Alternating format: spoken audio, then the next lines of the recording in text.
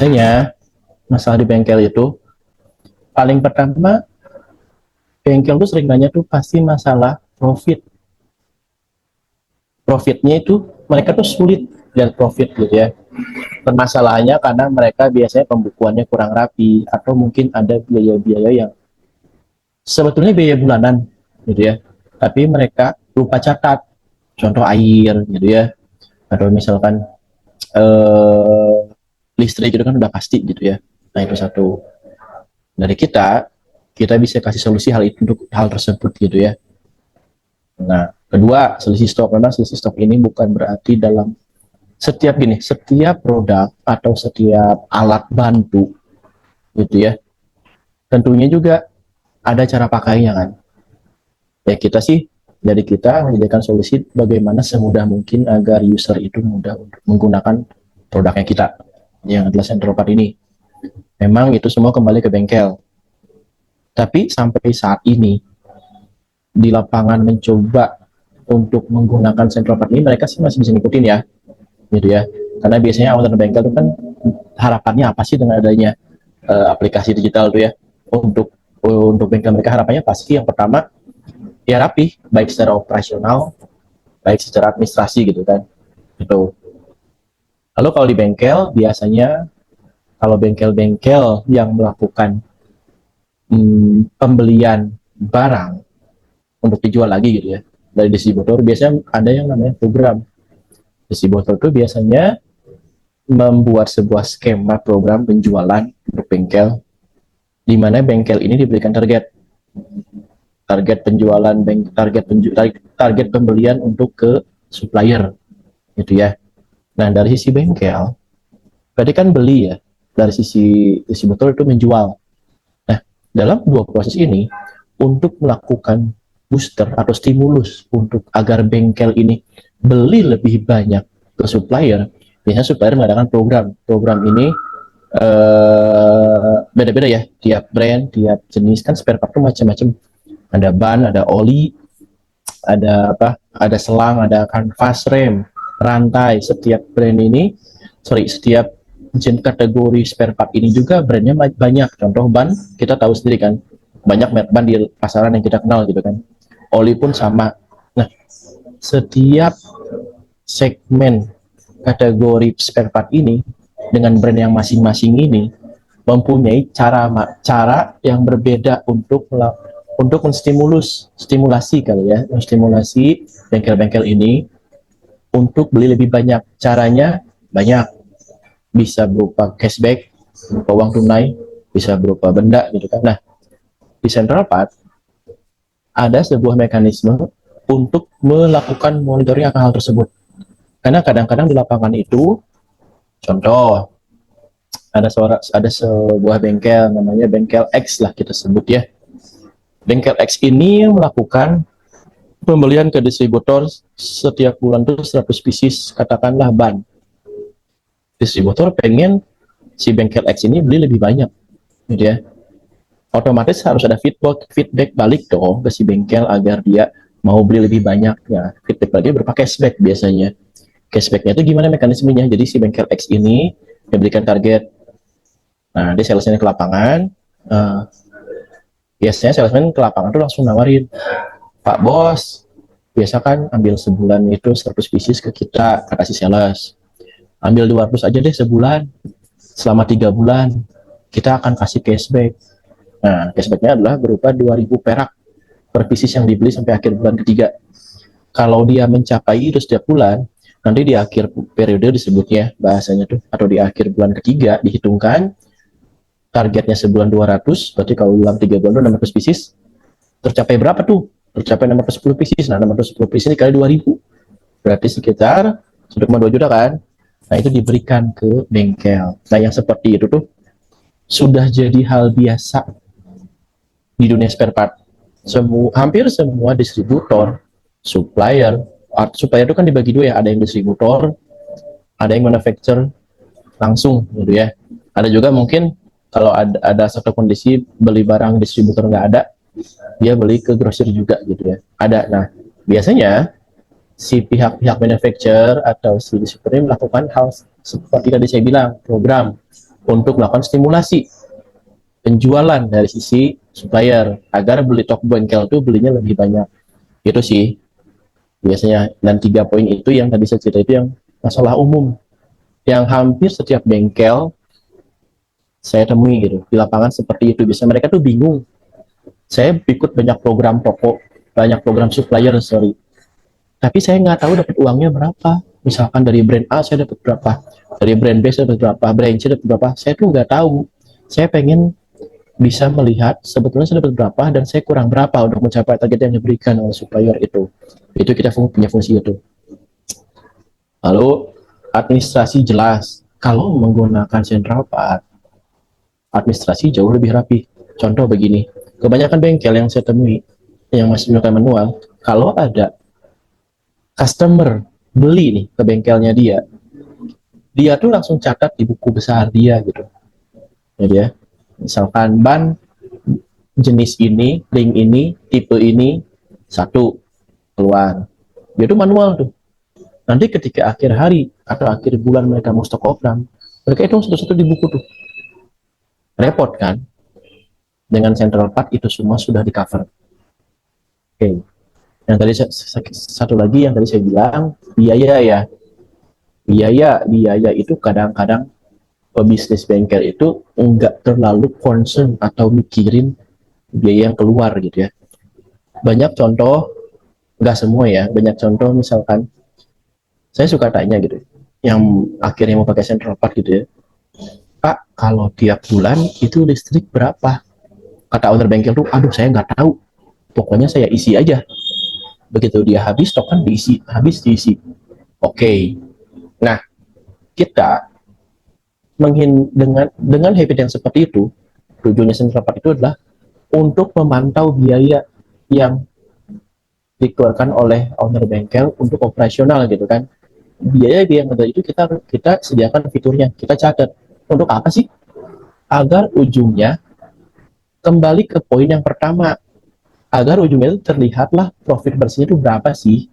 Itu masalah yang sering ditemui di lapangan.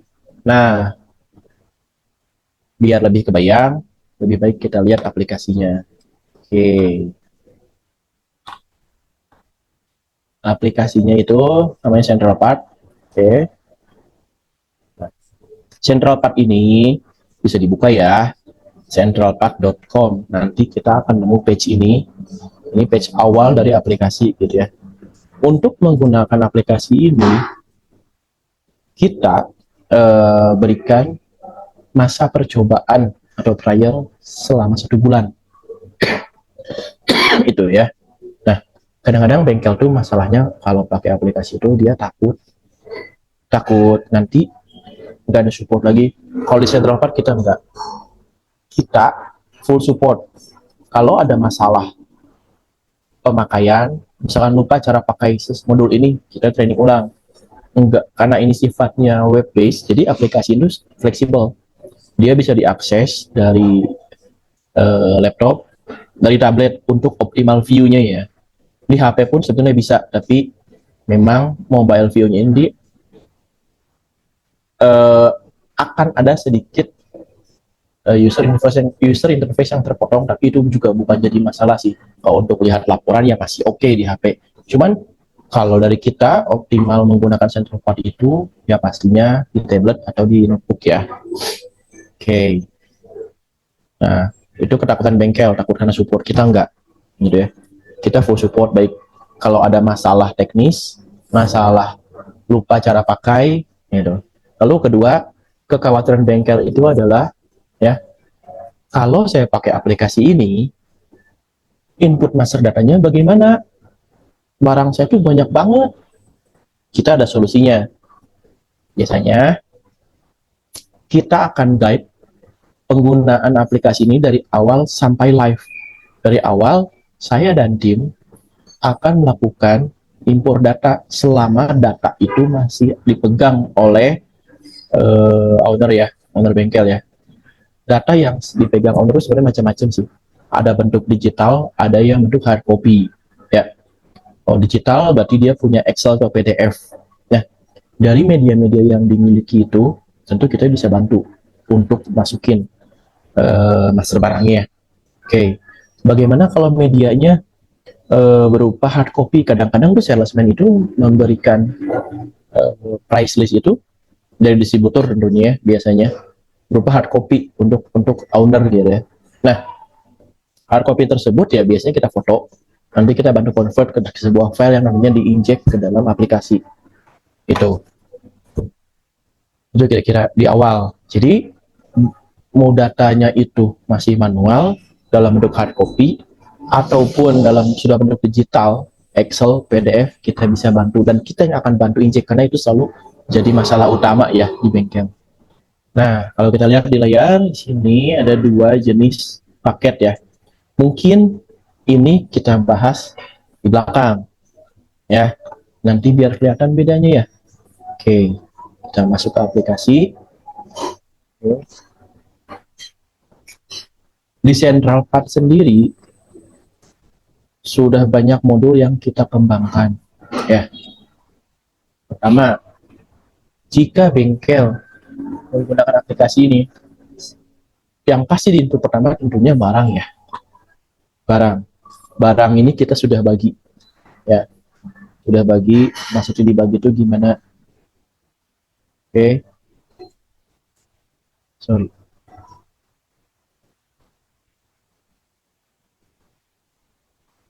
Nah, kita bagi per kategori teman-teman. Jadi spare part ini kategorinya kan sekali lagi banyak sekali ya. Saya bilang ada oli aja, ada oli manual, oli matic, oli gardan, ban motor, ada ban dalam, ban luar gitu.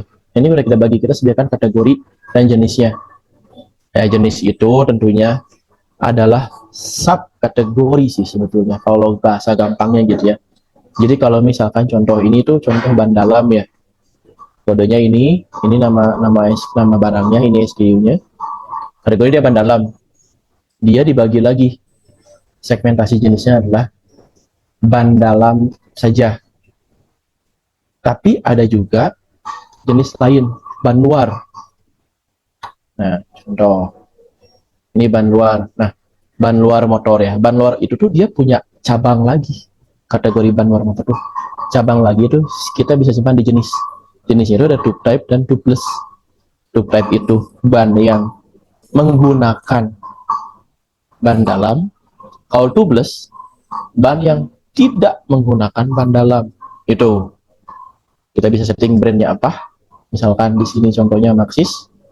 Maxxis sendiri juga dia bagi lagi teman-teman. Kalau dilihat dari brand ini, kalau grup ini dia relate sama brand ya. Nah, Maxxis sendiri, di brand Maxxis sendiri dia pecah lagi banyak hal. Ada Maxxis inner tube, ada yang untuk off-road, untuk trail, ya kan. Ini ada yang jenisnya diamond gitu kan. Nah, ini jadi grup ini disediakan sebagai bagian dari brand bila mana memang ada pembagian lagi setelah brand itu. Rata-rata sih setiap brand ini pecah lagi, makanya kami sediakan fitur grup gitu ya. Lalu harga per unit ini bisa disetting multiple SK UOM, unit of measurement. Jadi contoh begini, jika ada kebutuhan terkait oli, biasanya oli itu kan kalau datang itu dus-dusan ya. Sedangkan kalau misalkan jualan itu bengkel terima dus dari distributor isi 12 pieces. Tapi ketika dia jual ya, bisa jadi jualannya pieces gitu kan. Nah, kita udah sediakan fiturnya. Mungkin baiknya kita contohkan ya. Oli 001 misalkan. Oli jenis baru namanya misalkan ya. Atau kita realnya aja deh. Oli Evaluk Racing SAE 5W 40 gitu ya. 5 sorry.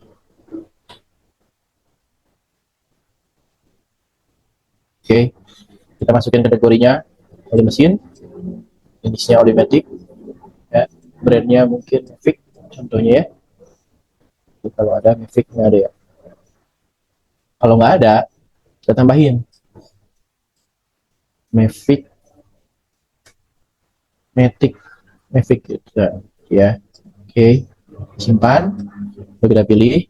Nah, ini kan oli ya. Biasanya oli itu jualnya dus, terimanya dus. Kita bisa pilih dua UOM atau unit of measurement atau satuan ya, bahasa mudahnya tuh dus, pieces. Kita pilih. Nah, oke. Lalu dia muncul dalam di dua dus dan pieces dua jenis satuan. Biar mudah ya, kita ke pieces dulu deh. Semisalkan harga belinya itu 50.000 ya dari supplier. Kita mau jual 75.000. Ini adalah harga untuk satu pieces oli. Lalu bagaimana dengan dus? Nah, ya.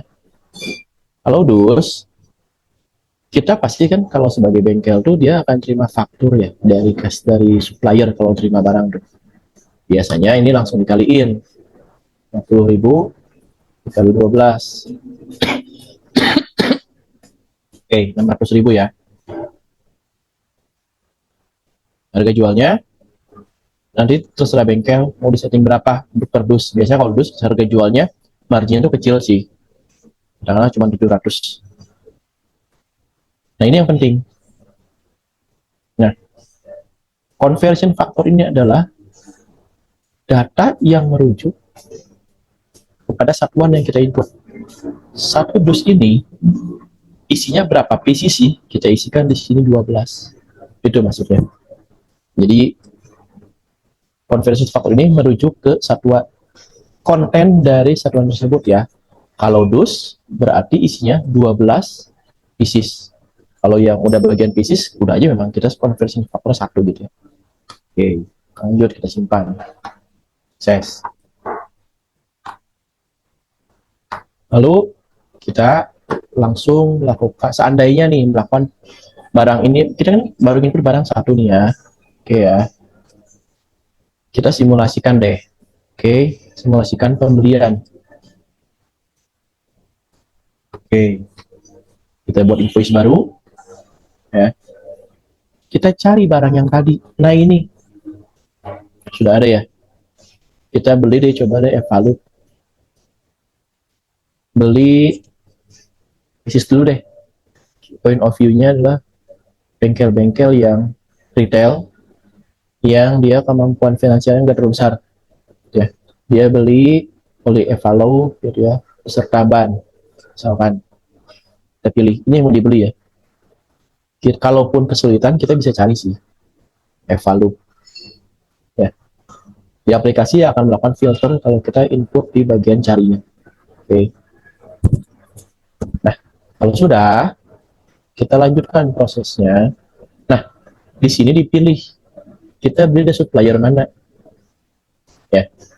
Nah, ini adalah data-data supplier yang telah pernah terisi sebelumnya. Contoh kita dari PT XYZ ya. Nah, dilihat teman-teman, ketika kita pilih ini, pertama yang saya lakukan adalah input nomor invoice-nya. Di dalam invoice fisik yang atau surat jalan yang bengkel terima itu, biasanya ada nomor serinya. Contoh invoice 001 gitu ya. Ini adalah hasil dari invoice fisik yang terima. Contoh ya. Lalu dilihat PT XYZ ini kita sudah setup sebelumnya. Kalau bengkel beli ke PT XYZ, TOP-nya 45 hari. Otomatis kalau kita beli 12 Juni, jatuh temponya akan langsung bertambah 45 hari 27 Juli. Itu ya teman-teman ya. Kita lihat barangnya. Kita belinya pieces ya teman-teman ya. Oke. Nah, di sini ada lokasi. Lokasi pengiriman itu maksudnya dari kacamata bengkel ya. Berarti kan lokasi pengirimannya ke bengkel dong. Di bengkel sendiri, di Central Part, lokasi bengkel itu bisa multi cabang. Ya. Tidak terpusat satu cabang. Jadi kita bisa bagi-bagi. Jadi si bengkel bisa langsung pecah, pembelian ini akan dikirim ke cabang dia yang ada di mana. Contoh kasus ini yang di Tasik ya. Oke. Unit ini semua dikirim ke Tasik gitu ya. harga 50.000. Nah, pastinya dari distributor ngasih diskon ya, entah itu 2% atau rupiah. Nah, kita tinggal klik aja, kita sesuaikan. Contoh yang atas diskonnya rupiah ya, 5.000. Kita input sesuai faktur atau faktur sesuai faktur yang diterima dari si supplier ya. Beli 10 pieces ya. Yang kedua kita diskonkan 10, tapi berapa persen? 10 pieces juga biar ngitungnya mudah ya. Oke. Nah, ketika sudah oke, misalkan nih ada biaya pengiriman lagi dari distributor, sebenarnya ada biaya kirim ya, kita bisa masukin di sini 5.000 sama 25.000 deh biar kelihatan ya. Setelah kita cek ini semua udah oke ya, jadi secara stok dia akan masuk ke cabang Tasik ya teman-teman ya. Oke, lanjut review. Di sini di bagian sini kita bisa melihat ya, data sebelum kita simpan, review ya.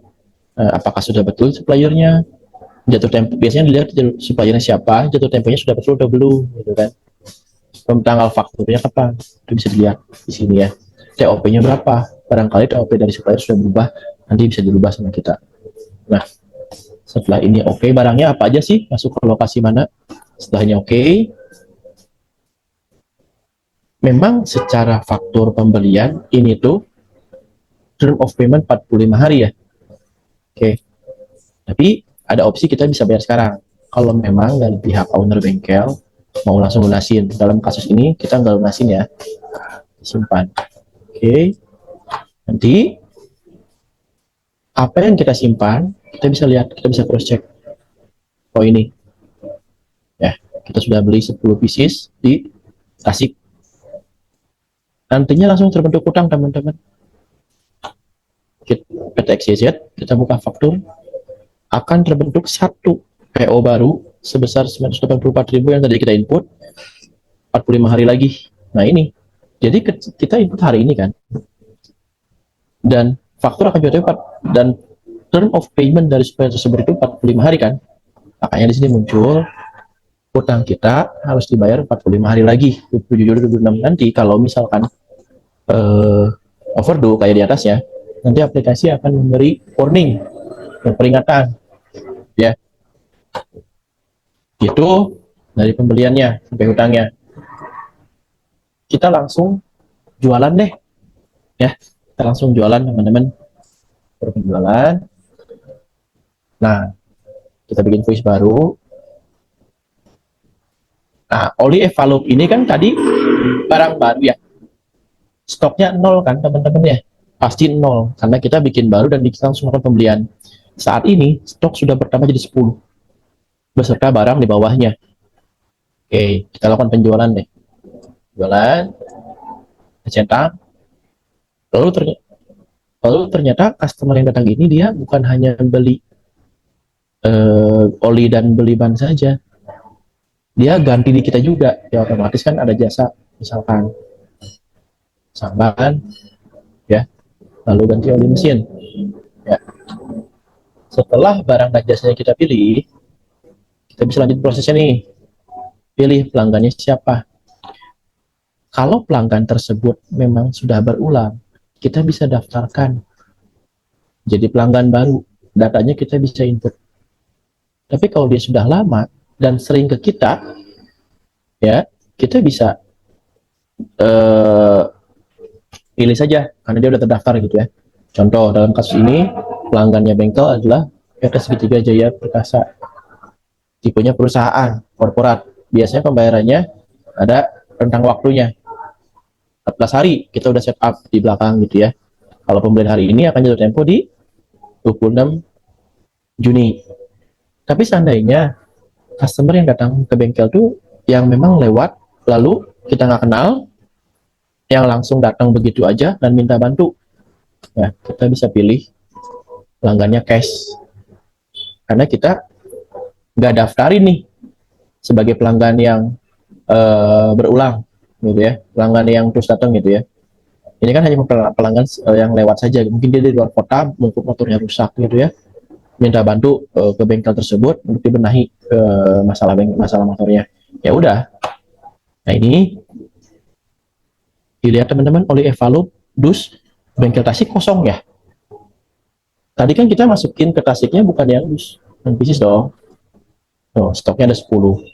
Kejual satu nih. Lalu ban di Tasik juga ada 10 sesuai pembelian dari kita input kan. Masukin satu. Kita pun bisa masukin misalkan diskon 5.000 ya untuk ban. Bolehlah kita kasih diskon 5.000 gitu ya. Ini dikasih 20%. Oke. Lalu ini jasa yang digunakan pasang ban. Kita bisa pilih mekaniknya siapa nih? Andi. Oke. Lalu untuk action pertama pasang ban adalah oleh Andi, ganti mesin oleh Dudung. Oke, durasi mungkin kalau pasang ban itu paling 15 menit ya. Ganti oleh mesin mungkin paling 5 menit gitu ya. Masukkan satu servisnya. Nah, oke. Total 207.348. Kalau kita pengen pasin gitu ya, pengen biar pas, kita kasih diskon aja gitu kan. Kita kasih diskon Rp2 348. Oke, lanjut. Nah, karena ini customernya yang lewat, yang tiba-tiba perlu bantuan bengkel, otomatis cari dong. Kita nggak bisa melakukan simpan invoice sebelum kita bayar lunas. Ya, bayar lunas. Oke. Nanti customer ini kita bisa cetakkan fakturnya. Oke. Berupa struk. Nah, kita buka. Oke. Struk ini bisa diberikan ke customer. Nah, itu ya. Kita kembali ke aplikasi. Kalau mau lihat gimana? Gampang. Di dashboard penjualan, ini udah kelihatan langsung data yang harus kita input. Nah, ini action yang sudah dilakukan untuk customer tersebut. Di sini akan dimunculkan siapa yang melakukannya sebagai user yang masuk sistem, jam berapa, dan user mana yang melakukan transaksi ini kelihatan. Pembayaran juga cash gitu ya. Itu. Nanti kalau owner bengkel pengen lihat laporan, gampang. Sini, laporan apa yang bisa dilihat? Stok, misalkan. Bisa langsung dilihat. Oke. Lalu di sini, ya lokasi, lupa dijelasin lokasi ini saya bilang. Lokasi ini, saya tambah teman-teman. Saya misalkan owner bengkel punya cabang lagi nih. Ini kan cabang Cirebon, Tasik, Pusat. Saya contoh deh. Bengkel Sukabumi. Oke. Jalan Sukabumi nomor 3 misalnya gitu ya, kota Sukabumi.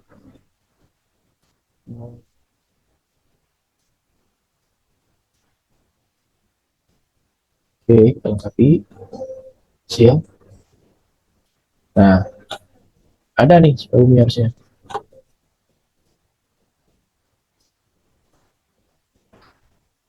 Nanti bisa dicek teman-teman. Oke, lalu itu sudah dijelaskan flow dari pembelian sama penjualan ya. Masih banyak fitur lainnya yang belum dijelaskan.